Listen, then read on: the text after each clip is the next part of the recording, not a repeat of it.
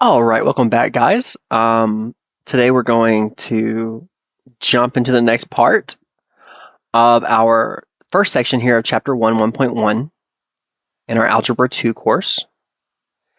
And we are going to take a look today in this video at roster notation, finite and infinite sets, interval notation, and we'll do our second example. So let's take a look at roster notation.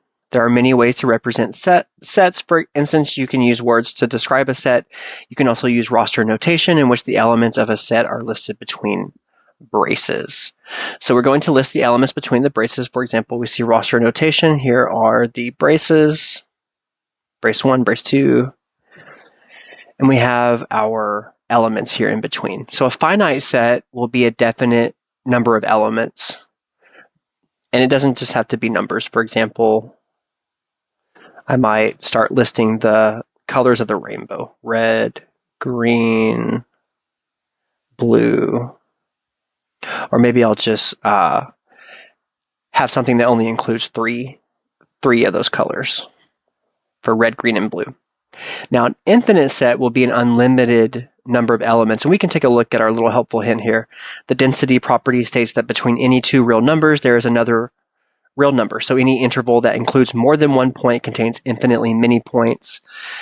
This connects to quantum computing. For example, we know 0 and 1. We're trying to get between 0 and 1. Maybe we'll get to that quantum computing capability one day. All right, so for our infinite set, we're going to use the ellipses, the 3 dots there, to show that the same pattern continues on. It just means and so on forever. All right, so when we can list all the elements of a set, we use roster notation. Some sets are too large to list, so we use those 3 dots, the ellipses, to show the pattern continues. And roster notation works best for finite sets or infinite sets with a clear pattern. It cannot be used for sets of real numbers between 2 values because there are infinitely many real numbers between any 2 numbers, and we cannot list them. So the question is, can we use roster notation to describe all real numbers between 2 and 3? And the answer is no, because there are infinitely many real numbers between 2 and 3, and we cannot list them all. I could give a little demonstration here. Okay, there's our brace. And now we're looking at maybe 2.1, 2.5, 2.99. How many more are there? On and on, right? All right.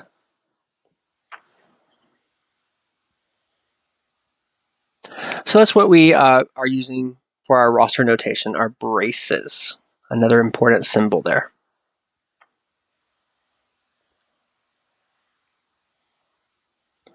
All right, so here we have another example. The set of real numbers between 3 and 5, which would be an infinite set, can be represented on a number line or by an inequality. Here we have our open circles in between 3 and 5, because it's between, does not include those. And to write them as an inequality, we have x is greater than 3 but less than 5. So let's continue that idea. We're getting into interval notation now. So we have a few different symbols, which we'll take a look at here in a little bit. But interval notation is shorthand for describing a continuous range of numbers. Now, the key rule here is that the square brackets will include the endpoint, as if you were circling it in, filling it in, but the round parentheses will exclude it, like this right here that has an open circle. And infinity always uses parentheses because it is a concept, not an actual number. So, for example, what's the difference between 3, 7? Here we'll have our open and closed brackets. And then let's do an open bracket with 3 and then a closed parentheses there for the 7. All right, so in our example with open and closed brackets, both 3 and 7 are included. And in our example with the open bracket, closed parentheses, 3 would be included, but not 7. And that's how we show that with the interval notation. So let's try another one. How would you write all real numbers greater than or equal to 5?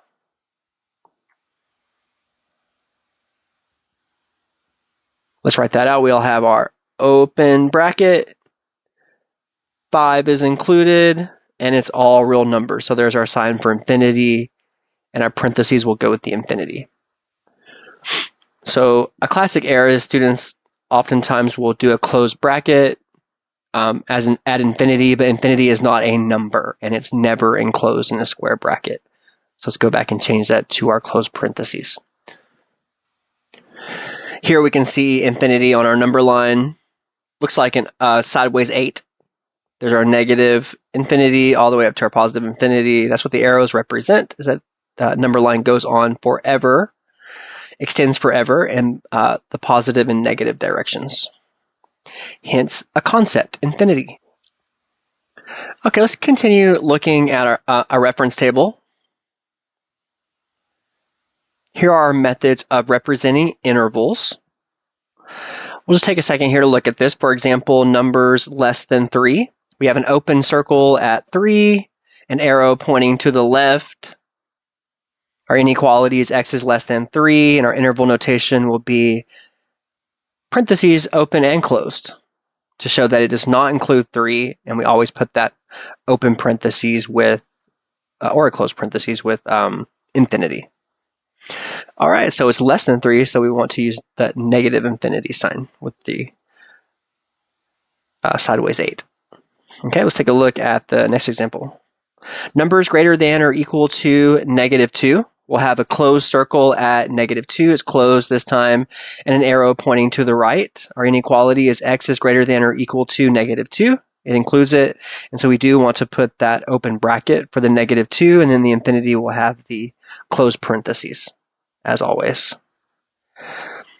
How about our next example? Numbers between 2 and 4, between 2 and 4. So we'll have open circles at 2 and 4, and we'll have that segment in between. That will be the red little segment there. How will we write that? X right in the middle. X is greater than 2, but less than 4. Does not include either, so we're going to use open and closed parentheses for our interval notation. 2, 4. Okay. Numbers 1 through 3, closed circles at 1 and 3 with our segment in between. These are closed circles now. So now we use less than or equal to, x is greater than or equal to 1 and less than or equal to 3. So we're going to use our equal to as well for inequality. So again, I'll say that so don't confuse anyone. The alligator mouth you may have learned when you were younger points towards the bigger number, right? That's how we're looking at that. So x is greater than or equal to 1, and x is less than or equal to 3.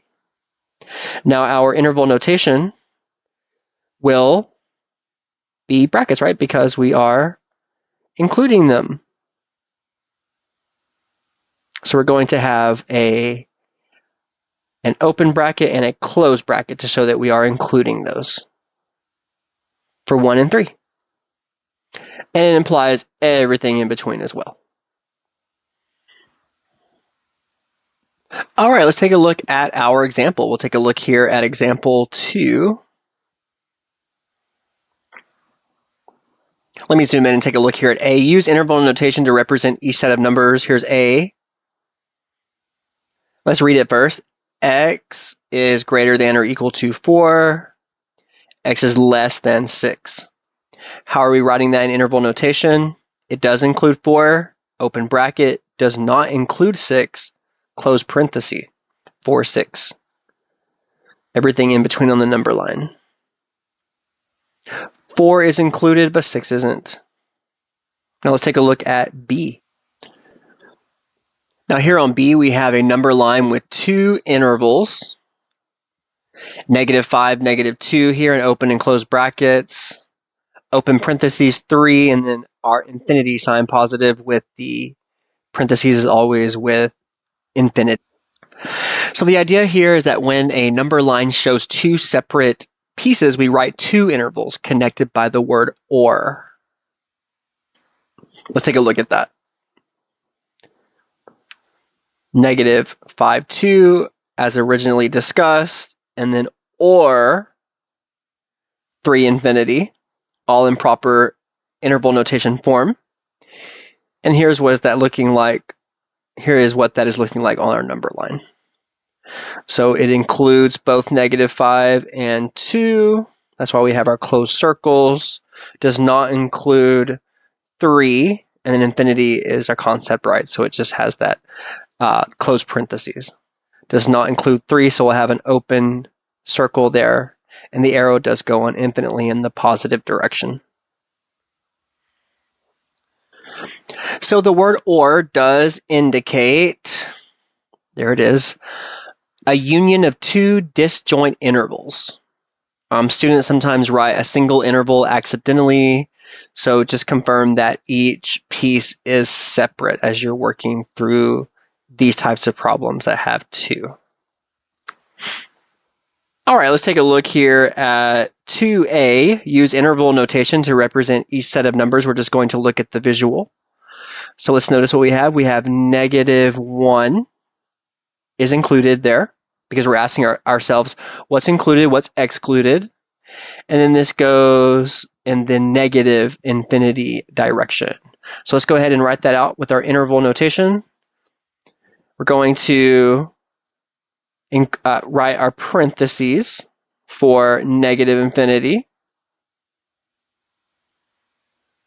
And then we are going to include -1. So we want that bracket. Now let's just remember that we are going to write our negative infinity always first here. So negative infinity to the left, it will always include that parentheses notation. Now let's go on to 2b.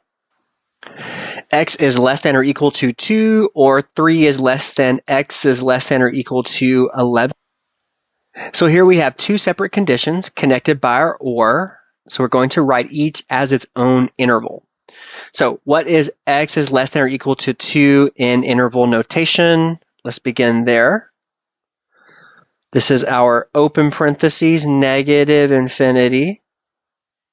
And it does include 2, so let's put a closed bracket there. And then we ask ourselves, okay, what is 3 is less than x is less than or equal to 11 in interval notation? That will include our, put our or in between. This will include, or this will not include 3, right? Because 3 is less than x, so let's put a open parentheses there for 3. And now it is equal to 11, so we'll put a closed bracket here for the 11. And there is our answer in interval notation for 2b. All right, that's our video for now. Thanks for tuning in, and we'll be back with our next part where we will be exploring set builder notation. See you soon.